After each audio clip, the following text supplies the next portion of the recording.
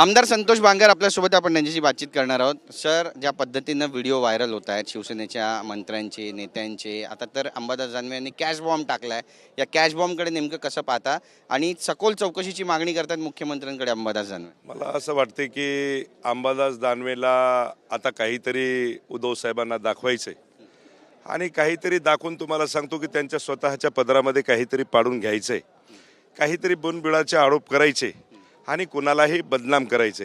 हे षडयंत्र या विरोधकांचं आहे.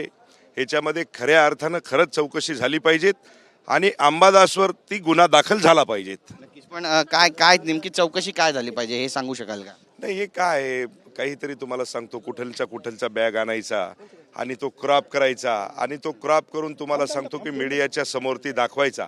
हा सर्व चुकीचा दिशाभूल करण्याचं काम आहे. याच्यामध्ये कुठल्याही प्रकारची बॅग वगैरे काही नाही. बॅग आणली, क्रॉप केली आणि ती आपल्या दळवीच्या म्हणजे आपण ज्या पद्धतीने मीडियावरती दाखवत आहेत ते दाखवत आहेत. हे आपल्या स्वतःची पोळी भाजण्यासाठी अंबादास दानवेचा हा कळवाना विषय आहे. पण विषय असा आहे की यामध्ये आपली आता पुढची भूमिका नेमकी काय असणार आहे? कारण शिवसेनेला कुठेतरी टार्गेट केलं जातं असं म्हणावं. मग मला असं वाटते की शिवसेनेला कितीही कोणीही टार्गेट केलं तर शिवसेना सक्षम आहे. आमचे नेते आदरणीय एकनाथभाई शिंदे हे सक्षम आहेत. यांना पुरून उरल्याशिवाय राहणार नाही. माहिती दिल्याबद्दल तर आपण पाहतोय आपली भूमिका घेतलेली आहे आणि एकनाथ शिंदे हे सगळ्यांना उरून पुरतील असं म्हणतायत संतोष बांगर. कॅमेरा पर्सन योगेश गुरवसह गिरीश गायकवाड, TV9 मराठी, नागपूर.